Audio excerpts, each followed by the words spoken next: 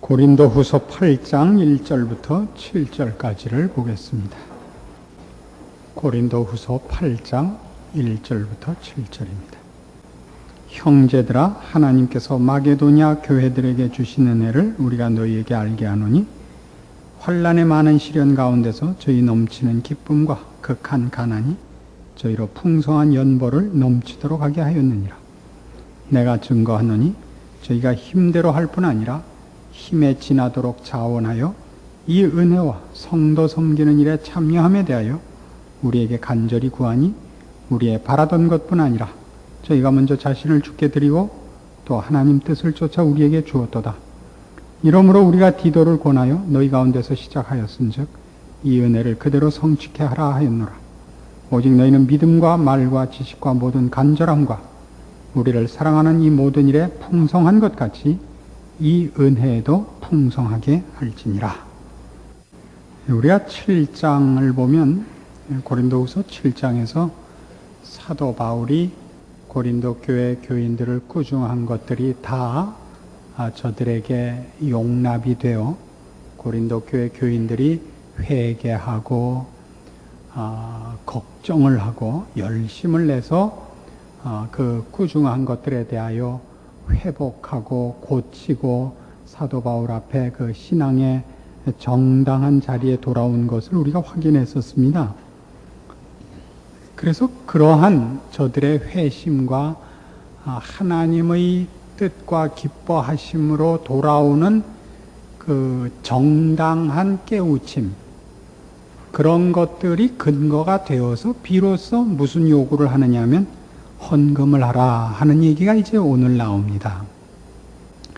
이 헌금을 하라는 것은 그러니까 그런 의미에서 나의 소원을 이루는 어떤 수단이거나 내가 갖고 싶은 것을 얻어내기 위한 방법과 조건이 아니라 하나님의 뜻을 따라 살며 하나님의 기뻐하심대로 사는 신앙의 자세가 준비된 자들이라야만 할 수 있는 신앙적인 행위라는 것을 그 저변에 깔고 있는 것입니다. 오늘날 우리가 주변에서 얼마든지 그 헌금을 세상적인 축복을 약속하는 근거로 이렇게 서로 이상하게 타협을 한 모양들을 보게 되는데, 헌금을 많이 한다고 해서 복을 많이 받는 것도 아니고, 헌금을 많이 하는 것이 어떤 그 마음의 안심이 되거나 하나님이 그를 더 남보다 쳐주는 어떤 점수가 되지 않습니다. 헌금을 어떤 자세에서 해야 되느냐? 그럴 때 그것은 신앙의 자세에서 하나님의 뜻과 기뻐하심을 마음으로 분명히 인정하는 자세에서만 헌금이라는 것은 가능하다 이겁니다. 그런데 그 헌금에 관한 얘기가 오늘 8장의 내용에서 보면 좀 더 그 헌금이 요구되고 있는 조건이 우리가 생각하는 것과 전혀 다른 조건인 것을 봅니다. 마게도냐 교회의 헌금을 소개하고 있는데, 환난의 많은 시련 가운데서 저희 넘치는 기쁨과 극한 가난이 저희로 풍성한 연보를 넘치도록 하게 하였다 그래요. 2절에 나온 말씀인데요. 환난과 시련 속에서 넘치는 기쁨이 있었고 극한 가난이 풍성한 연보를 만들어냈대요. 그래서 이 둘을 잘 연결해야 가난함 속에서 내는 헌금, 헌금이라는 것이 갖는 가치가 제대로 우리에게 이해될 것입니다. 환난의 많은 시련 속에서도 저희가 넘치는 기쁨을 가질 수 있는 이유가 무엇입니까? 우리는 이미 이런 사실을 로마서에서 본 적이 있습니다. 기억나십니까? 로마서 5장 3절 보시면, 로마서 5장 3절, 다만 이뿐 아니라 우리가 환난 중에도 즐거워하나니 이는 환난은 인내를, 인내는 연단을, 연단은 소망을 이루는 줄 알미로다. 환난 중에도 즐거워하는 이유가 뭡니까? 그것이 우리에게 거룩한 것을 만들어내기 위하여 허락된 시련인 줄 알기 때문입니다. 우리는 그 참된 신앙과 그렇지 않은 신앙을 무엇에서 확인할 수 있느냐 하면, 참된 신앙을 가진 자는 어떻게 해서든지 더 거룩해지고 더 주를 닮아가기 위하여 하나님이 나를 내버려 두지 않기를 바랍니다. 여기서 내버려 두지 않는다는 것은 생각하게 하며 훈련하게 하며 가르쳐 주기를 바랍니다. 그렇죠. 그러나 제대로 된 신앙이 아닐 때는 하나님이 나를 간섭하지 않고 하나님을 찾을 일이 없게 해주기를 바라죠. 그렇지 않습니까? 편안한 것, 가만히 있어도 되는 것, 생각하지 않고 고민하지 않아도 되는 것이 복이라고 생각을 해서 열심히 하나님 앞에 기도하고 헌금해서 하나님 찾을 일이 없게 해달라는 이런 못난 신앙을 갖게 되는 것, 이것을 우리가 극도로 경계해야 되는 것입니다. 이제 운동을 해보면 말이죠. 저희 그 가까운 친구는 수영을 아주 잘해요. 수영을 잘하는, 매일 아침에 이제 출근하기 전에 수영장에 가서 하루에 4km를 해요. 4km면 그 50m 풀을, 실내에 50m 풀도 없죠. 25m 풀을 몇 번 해야 돼요. 집에 가서 나중에 그건 계산하기로 하시고. 하여튼 그걸 4km를 하는데, 그건 힘만 있는 것이 아니고 모양도 아주 좋습니다. 근데 재밌는 게 있대요. 잘하는 사람일수록 와서 자신의 잘못을 가르쳐 달라 그런대요. 아유, 참 선생님은 수영을 잘 하시는군요. 제가 할 테니까 보고 좀 고쳐주세요. 그리고 못하는 사람일수록 잘하는 사람을 쫓아오면서 뭐가 틀렸다, 왜 숨을 쉬려고 고개를 들 때 눈가루는 휘번덕거리느냐.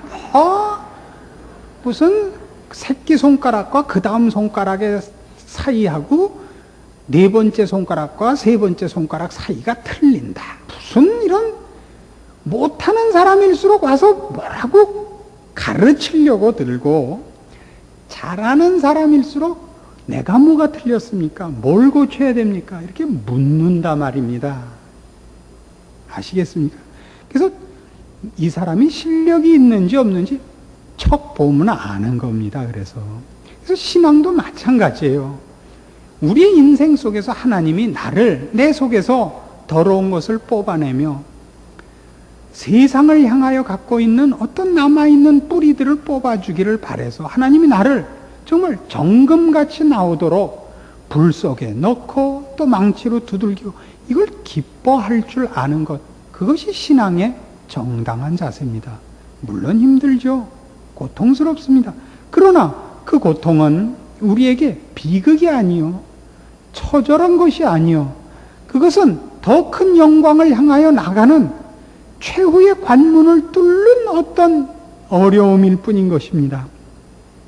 마찬가지입니다. 지금 우리가 우리의 신앙생활 속에서 이런 많은 시련 가운데 넘치는 기쁨을 가지는 그 정당한 신앙의 원리와 자세를 갖지 않는다면 정당한 헌금이란 나올 수 없다는 것이 되는 겁니다.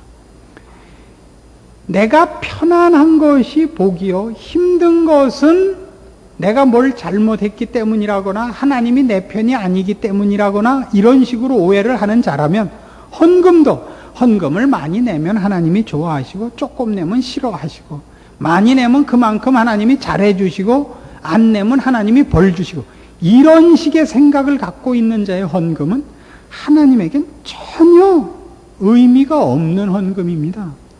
혼자만 갖고 있는 자기 기만이죠. 내가 오늘은 헌금 많이 했으니까 하나님이 알아서 잘해 주시겠지, 이렇게 혼자 생각하고 있는 것이지 하나님 앞에 상달된 것은 아닌 것입니다. 그래서 우리는 바로 이 문제에서 가난한 자가 기쁨으로 내는 헌금이 갖는 그 정당한 신앙의 내용을 분명히 해둘 필요가 있는 것입니다. 하나님은 우리의 영적인 완성, 흠없고 점없는 거룩함을 위하여 우리를 시련과 환난 속을 통과시킬 수 있습니다. 그건 우리가 납득이 됩니다. 그러나 하나님께서 왜 극한 가난 속에서 헌금을 요구하시는가? 우리는 그거는 척 이해가 안 될 수도 있습니다. 그러면 한번 고린도전서 1장으로 가서 같은 식의 그 신앙적인 논리성, 우리가 늘 성경이 얘기하는 바로 이 신앙적인 이 논리성에 대해서 우리가 얼마나 쉽게 오해를 하고 있는가를 다시 확인해 보자 이겁니다. 26절입니다. 고린도전서 1장 26절. 형제들아 너희를 부르심을 보라. 육체를 따라 지혜 있는 자가 많지 아니하며 능한 자가 많지 아니하며 문벌 좋은 자가 많지 아니하도다. 그러나 하나님께서 세상에 미련한 것들을 택하사 지혜 있는 자들을 부끄럽게 하려 하시고 세상에 약한 것들을 택하사 강한 것들을 부끄럽게 하려 하시며 하나님께서 세상에 천한 것들과 멸시받는 것들과 없는 것들을 택하사 있는 것들을 폐하려 하시나니 이는 아무 육체라도 하나님 앞에서 자랑하지 못하게 하려 하심이라. 이것이 무엇이었죠? 즉 신앙은, 기독교 신앙은 세상의 것이 그 내용이 되거나 근거가 된 적이 없다는 것입니다. 목사는 똑똑한 사람이 되거나 세상적인 능력이 있는 사람이 되지 않습니다. 하나님이 부른 사람이 됩니다. 하나님이 부르신 사람이 똑똑한 사람일 수도 있고 그 반대일 수도 있습니다. 그건 하나님 마음입니다. 그러나 주로 우리가 교회 안에 들어와 보면 교회 안에는 누가 목사가 됩니까? 1차 대학 못 간 사람이 목사가 되죠. 누가 장로가 됩니까? 세상에서 별로 성공하지 않은 사람이 장로가 됩니다. 그게 성경적이라는 것입니다. 왜요? 우리가 맡은 이 일은 우리가 가진 능력이나 세상의 것으로 하는 것이 아니요 하나님께서만이 갖고 있는 것을 전달하는 일이기 때문에 똑똑한 자, 문벌 좋은 자, 재능 있는 자가 그 일을 행하면 그가 만든 것으로 오해할까 봐 천한 자, 미련한 자를 들어서 이것은 저 사람이 만든 것이 아니라 누구에게 받아온 것이라 하는 것을 확인케 하기 위한 것이라 이미 확인했습니다. 기억나시죠? 그러면 마찬가지입니다. 헌금을 하는 것을 왜 극한 가난 속에 있는 자에게 했느냐? 하나님이 요구하시는 것은 돈이 아닌 것입니다. 이것이 돈이라면 극한 가난 속에 있는 사람이 그의 전 재산을 내놔봤자 우리 성경의 과부가 낸 돈으로 하면 2렙돈입니다. 극한 가난 속에 있는 사람이 자기 있는 거 다 털어내봤자 2만 원이다 이겁니다. 그러나 부자가 주머니 뒤져서 코가 나오는데 뭐 풀 게 없어 두지다가 없어서 푸는 게 100만 원짜리 수표다 이겁니다. 그러나 하나님이 지금 하시려고 하는 것은 100만 원이냐 2만 원이냐가 아니라 많이 가진 것, 즉 돈의 위력으로 이 일이 이루어지는 것이 아니라 하나님이 쓰는 자로 된다는 것이죠. 극한 가난 속에 있는 자의 헌금을 요구하시는 것은 그들이 낸 돈이 아니라 하나님 손에 있는 자에 의해서만 하나님의 일이 시행된다는 뜻이죠. 하나님 손에 있지 않은 자가 억만금을 낸다 할지라도 그것은 하나님 손에 있는 자가 낸 물고기 2마리와 보리떡 5개보다 못한 정도가 아니라 비교를 할 수 없는 것이죠. 그렇지 않습니까? 극한 가난함에 속한 자에게 헌금을 요구하시면 하시는 것은 하나님이 하시려는 일은 돈으로 되는 일이 아니요 하나님께만 있는 것으로 되는 일, 즉 은혜와 하나님이 예쁘시는 은혜로 말미암는 진리와 생명과 영혼에 관한 것인데 그것은 하나님이 허락하셔야 되고 하나님이 허락하시는 것을 하나님께서 맡긴 자를 통해서만 갈 것입니다. 누가 돈 많이 갖고 왔다고 해서 하나님이 그쪽으로 그 일을 보내시지 않을 것이며, 누가 많은 공부를 해왔다고 해서 거기에 생명과 진리가 발생되지 않을 것입니다.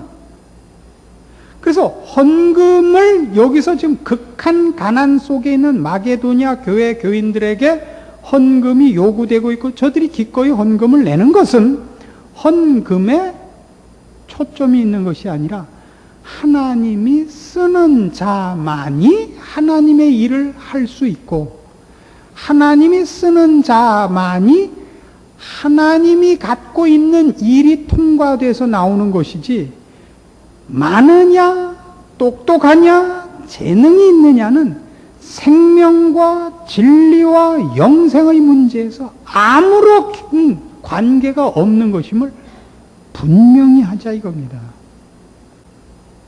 우리는 오병이어의 기적을 얼마든지 얘기합니다. 그렇죠?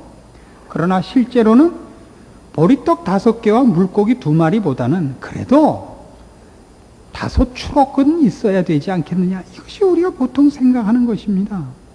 그래서 사실은 뭐 많은 교회가 그러는 것은 아니지만, 적지 않은 교회가 장로를 뽑을 때 무엇부터 봅니까? 사회적 지위와 이 사람을 장로로 뽑았을 때 교회에 정말 필요한 만큼 헌금을 할 수 있는 것, 이것을 저절로 보는 것이 한국교회에 좋지 않은 한 선입견이 되고 있는 것도 사실입니다.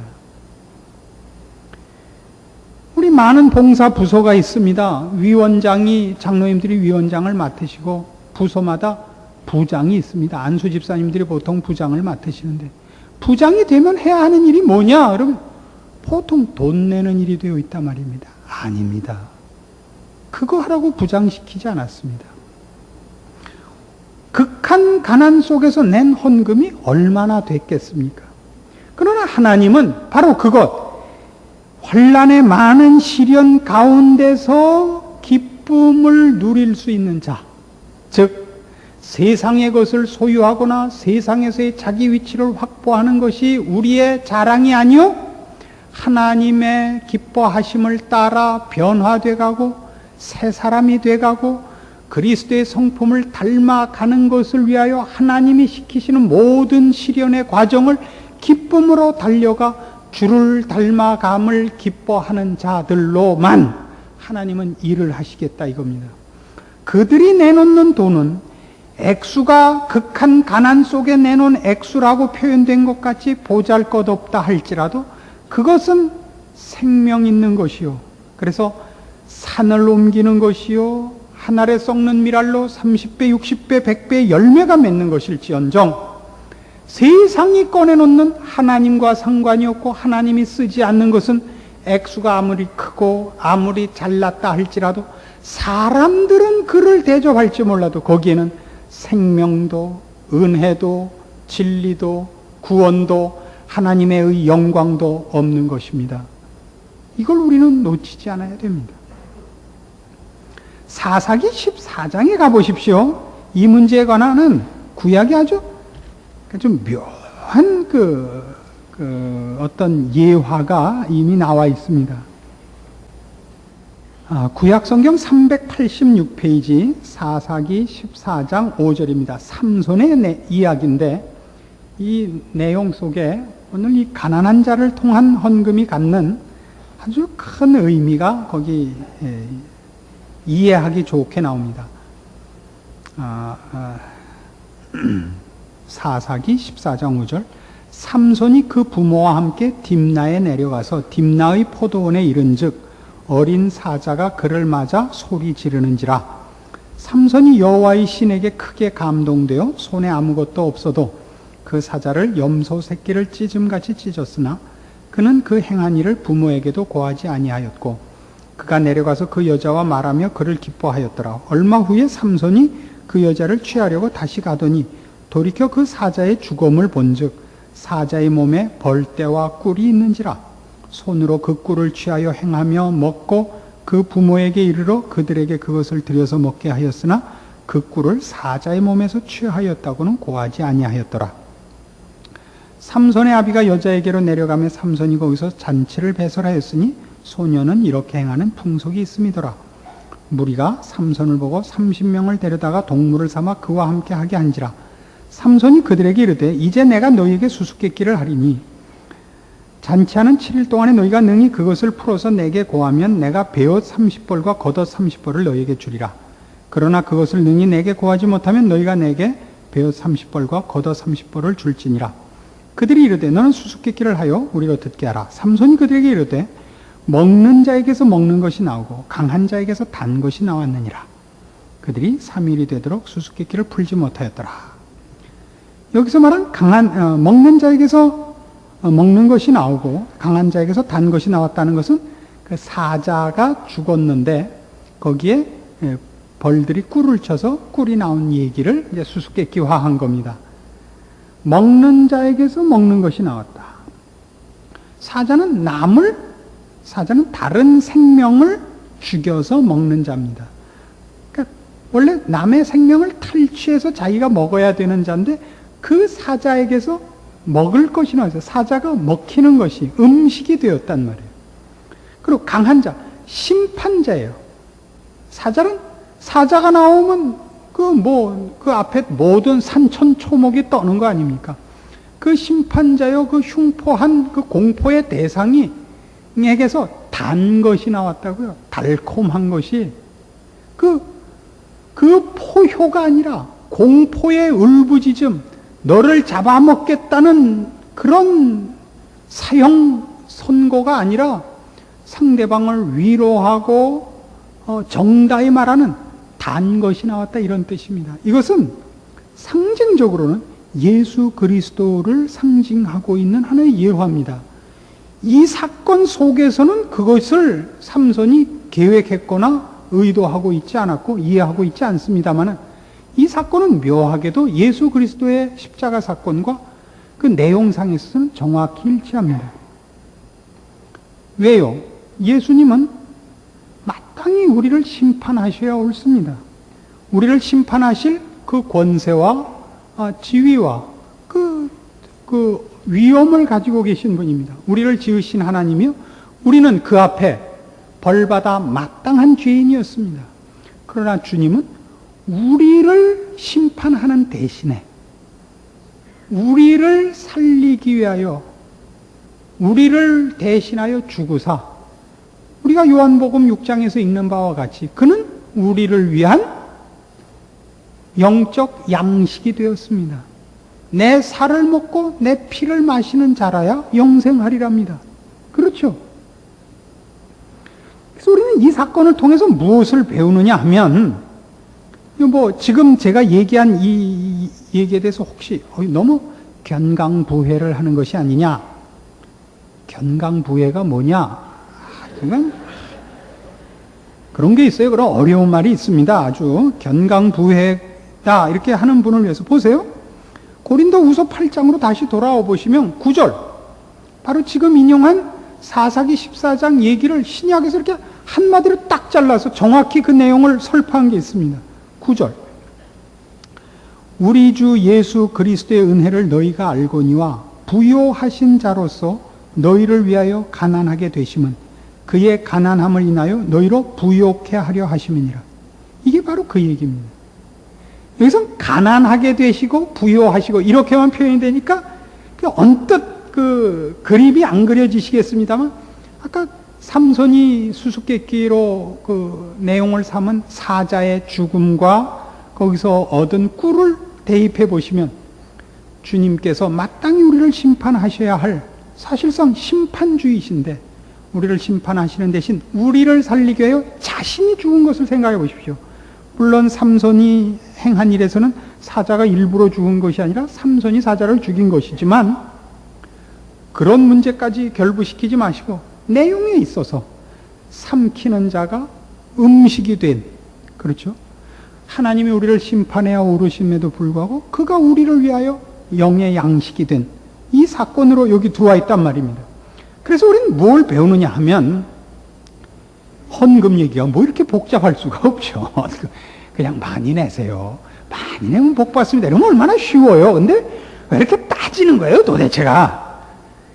왜 따지느냐? 더 내게 하려고 그러는 거죠.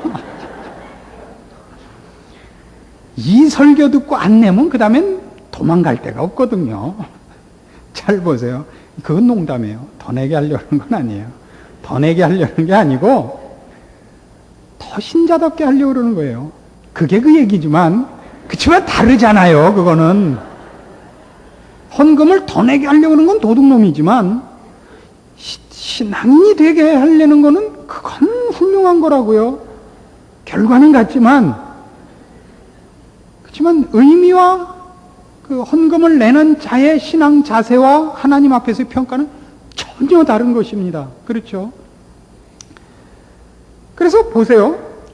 이 극한 가난함 속에 있는 자가 헌금을 하는 것은 이제 원래 삼켜야 되는 사자가 꿀을 내놓은 셈이죠. 그렇죠? 삼손의 수수께끼에 의하면 그걸 예수 그리스도의 사건으로 와서 보면 마땅히 심판하셔야 할 주인이신 예수님이 우리를 먹이기 위하여 일부러 가난해지신 것이죠. 심판을 유보하시고 오히려 우리를 위하여 십자가를 지사 그가 우리의 양식이 되시지 않았습니까? 그래서 이 얘기예요. 성경이 하는 건. 극한 가난함 속에서 낸 헌금으로 하나님이 우리에게 무엇을 시키시려고 하느냐 하면 세상 사람에게 우리가 가졌기 때문에 자비를 베푸는 것이 아니라 너희가 보면 우리가 내놓을 것이 없다고 생각하는데 우리가 내놓을 것이 있다는 것을 보게 하려고 가난함 속에서 헌금을 내놓게 하신다 이겁니다. 그러니까 우리가 내놓는 것은 세상이 가진 부와 세상의 돈이 아닌 것입니다. 세상적인 눈으로 보자면 이 극한 가난함 속에 있는 마게도니아 교회에서는 헌금을 할 수가 없습니다. 저들이 낸 것은 돈이 아닌 것입니다. 그러니까 저들은 생명을 내놓고 있는 것이요. 저들은 주 앞에 받은 은혜를 내놓고 있는 것이기 때문에 그 헌금을 받는 자나 그 헌금을 요구하는 하나님 쪽에서 초점을 어디로 몰고 있냐면 이들이 갖고 있는 것은 세상에 있는 가치가 아니요 이 세상 것이 아닌 영원한 것 하나님께 속한 어떤 것이니라를 보이기 위하여 극한 가난 속에서의 헌금을 마게도니아 교회에 만들어 놓으신 것이다 이겁니다. 그래서 우리는 모든 헌금을 이런 자세에서 합니다. 헌금은 이 11조를 내므로써 내가 11조를 내면 하나님이 절대 내가 낸 것만큼 더 그 10배를 주실 것이라는 기대 속에서 내는 것이 아니며 하나님의 것을 떼어 먹으면 하나님이 화를 내신다는 공포 때문에 헌금을 하는 것도 아니요. 하나님 앞에 내가 쓰임을 받는데 사람이 이 세상에서 볼 때의 사람의 진심이라는 것은 무엇으로 표현해야만 세상은 알아먹느냐면 돈으로 표현해야만 알아먹는 것입니다. 그 세상에서의 최고의 가치는 돈인 것입니다. 그가 나를 향하여 얼마나 정성과 진심을 갖고 있느냐는 돈으로 표현되는 것입니다. 우리가 내놓는 돈은 우리는 돈이 아니요 하나님을 사랑하는 내 열심이요 내 목숨이요 내 성품이요 나의 모든 것입니다. 그렇죠? 그것은 우리가 하나님 앞에 꺼내놓는 신앙의 지금 세상을 살면서 표현할 수 있는 유일한 표현이 헌금인 것이요. 세상 사람들 쪽에서 보자면 우리가 내놓는 헌금은 그가 가진 부요함에서 떼어놓은 어떤 짜투리가 아니라 저들이 꺼내놓은 전체라는 것을 보게 함으로써 우리가 무엇으로 살며 왜 살며 무엇을 위하여 사는지를 이 헌금을 통하여 그토록 크게 하나님은 일하실 수 있다고 성경이 가르치는 것입니다. 그래서 우리에게 헌금을 하라고 하는 것입니다. 우리가 하는 헌금은 돈이 아니요 주를 사랑하는 것이요 주 앞에 내어놓는 내 모든 것입니다. 액수를 묻지 않습니다. 여러분은 힘에 지나도록 하셔야 됩니다. 여러분이 연애를 할 때를 생각해 보십시오. 어떻게 힘에 지나도록 하셨는가? 그 연애를. 여러분이 여러분 자녀를 위하여 어떻게 돈을 쓰는가를 생각해 보십시오. 여러분 자녀에게 쓰는 돈은 아깝지 않죠. 그리고도 늘 부족해 보이죠. 우리는 하나님 앞에 헌금을 많이 내놓자는 얘기가 아닙니다. 우리의 진심이, 주를 향한 내 열심이 사실 어느 만큼인가를 여러분의 가장 소중한 것으로 판단해 봐야 되는데, 그래서 우리가 세상적인 가치에서 볼 때, 그래서 우리가 세상을 살고 있는 한 놓을 수 없는 최고의 가치인 돈으로 볼 때 얼마나 헌금하는가를 보면 분명히 나타나는 것입니다. 그래서 이런 말이 있죠. 사람이 어려워지면 맨 처음 무엇부터 줄이는가? 헌금부터 줄이는 겁니다. 아니라고요? 모든 성도가 그래요. 생활이 쫄아들면 헌금부터 줄이죠. 그럼 생활이 낮으면 헌금이 많아지든가요? 아니지요. 노는 것부터 느리지요. 희한하지요. 그러나 하나님은 여러분을 그것 때문에 밉게 보시거나 너 요거밖에 안 해서 이러시는 분이 아닙니다. 여러분이 어떤 존재인지를 아십니다.